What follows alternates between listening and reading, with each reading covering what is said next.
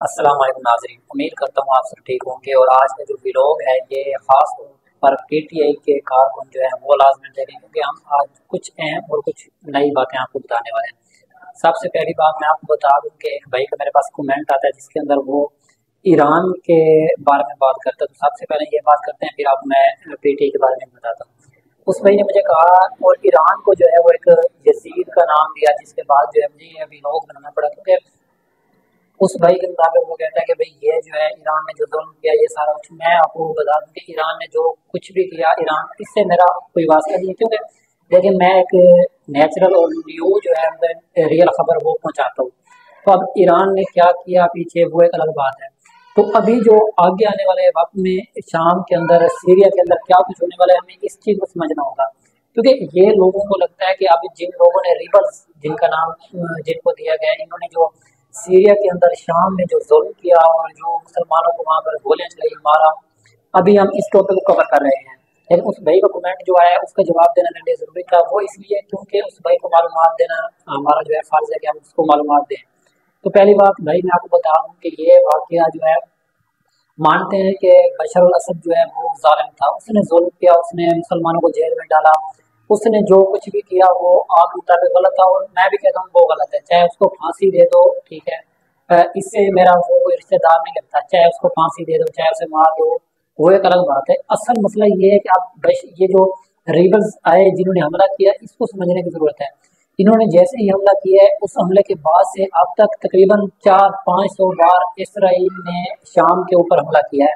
अब इस चीज़ को भी आप लोग समझो, जब तक बशर अल असद वहाँ पर हुकूमत कर रहा था, वहाँ पर ईरान और जो रशिया है इसके भी वहाँ पर जो सैनिक थे, इनके भी वहाँ पर यूं समझो बेस बने हुए थे फौजियों के।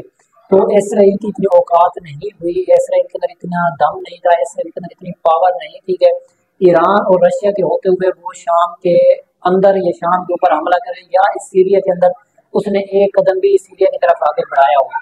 जैसे ही ईरान और रशिया वहां से वापस हटे हैं, रशिया की भी और ईरान की फौज वापस चली गई। उसके बाद मेरी खबर पहुंचाने तक, हो सकता है ये मेरी खबर जब तक अपलोड हो गई तब तक इसराइल के फौजी सीरिया के अंदर दाखिल हो चुके होंगे। ये आप लोगों ने इस बात को समझना है। तो कहने का मकसद ये है कि यहाँ पर इसराइली फौज 1000-2000 किलोमीटर दूर तक थी, अभी जो है अब तक खबर मैं बना रहा हूँ तब तक जो है सिर्फ 10 से 15 किलोमीटर दूर है। तो मतलब इसराइल की फौज इतना तेजी से आगे बढ़ रही है, इसकी आपको इसका अंदाजा नहीं है। तो इसका इफेक्ट आप ये देखें कि अब लोग खुश हो रहे हैं कि जो जेल में लोग थे वो छूट गए। भाई वो तो छूट गए, जो अब बाहर तो आ गए हैं, तो जो इसराइल के फौजी वहां पर दाखिल हुए तो उनका क्या होगा, ये चीज देखनी है आपने। अब दूसरी बात ये है कि इसराइली फौज जो है 400 से 500 बार हमला भी कर चुकी है सीरिया के ऊपर, और उसके बाद उसकी फौज भी तेजी से आगे बढ़ रही है। आपके रिबल्स जिनको आप मुजाहिदीन कह रहे हो, तो उन्होंने इसको रोकने की कोशिश क्यों नहीं की? चलो रोकना तो दूर की बात है, नहीं रोका वो एक अलग बात है। मुझे इस सवाल का जवाब दें कि उन्होंने अभी तक बयान क्यों नहीं जारी किया कि भाई ये गलत है। तो मेरे भाई चीज़ों को समझने की जरूरत है, आप भी समझे। ईरान के हक में देखें, हम ईरान को सपोर्ट नहीं करते, ना ही हमें ईरान की तरफ से कोई पैसे मिलते हैं। हम वो चीज़ बताते हैं जो रियल चीज़ होती है, जो खबरें रियल होती है, जो आपको बड़े बड़े यूट्यूबर नहीं बताते, उन चीज़ों को छुपाते हैं। जिन चीज़ों को छुपाने से उनको पैसे मिलते हैं, वो चीज़ें हम निकाल कर आपके सामने रखते हैं। तो ये सारी हकीकत थी और इसके प्रूफ मेरे पास पड़े हैं। भाई अगर आप लोगों को इसके प्रूफ चाहिए तो आप मुझे कमेंट कर सकते हो, या मेरी इंस्टाग्राम की आईडी के ऊपर आप मुझे फॉलो करो, वहाँ पर मुझे मैसेज करो। मैं आपको सारे के सारे प्रूफ दिखाऊंगा कि इसराइल कितनी तेजी से बढ़ रहा है सीरिया की तरफ।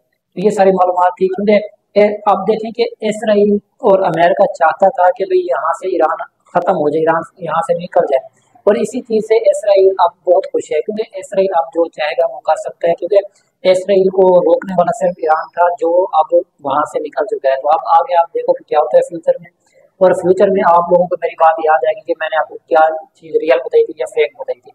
तो इस चीज़ का अल्लाह ना करेंगे ऐसा कुछ हो, आप इंतजार में देखेंगे फ्यूचर में जो लोग वहां से जेलों से बाहर हैं उनका भी देखें, और जो भी आगे मामला होंगे वो खतरनाक होने वाले हैं। क्योंकि ये साजिश अमेरिका और इसराइल की ही तरफ से थी जो कामयाब हो रही है, और इसमें तुर्की भी अमेरिका और इसराइल का साथ दे रही है, भी रियल चीज़ है।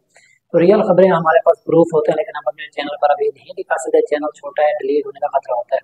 तो इंशाअल्लाह जैसे हमें आपकी तरफ से प्यार मोहब्बत मिलेगी तो हम सबूत दिखाना भी शुरू कर देंगे। और उम्मीद करता हूँ मेरी एक बात समझ आई होगी, और जो इमरान खान की मैं बात करने वाला था वो अगले व्लॉग में करूँगा, क्योंकि व्लॉग लंबा हो रहा है तो आप लोग जो है व्लॉग के ऊपर ज़्यादा देर बैठते नहीं हो। तो वो अगले व्लॉग में इमरान खान के बारे में हम बात करेंगे। तब तक इजाजत दें, अल्लाह हाफ़िज़। और उस व्लॉग को भी आपने लाभ में सुनना है, क्योंकि वो व्लॉग पीटीआई के कारकुनों के लिए खास तौर पर एक तोहफा होगा, जिसके अंदर आपको कुछ खबरें भी दी जाएंगी और रियल चीज़ें आपको बताई भी जाएंगी। उम्मीद करता हूँ मेरी बातें समझ आएंगी। चैनल को सब्सक्राइब करें, वीडियो को लाइक शेयर लाजमी कर दें, ताकि हमें हौसला अफजाई मिले, और कमेंट एक लाजमी करना है, जिससे हमें जो है ये होता है कि आप लोग हमारी वीडियो को कितना देखते हो। तो उम्मीद करता हूँ आपको वीडियो पसंद आई होगी।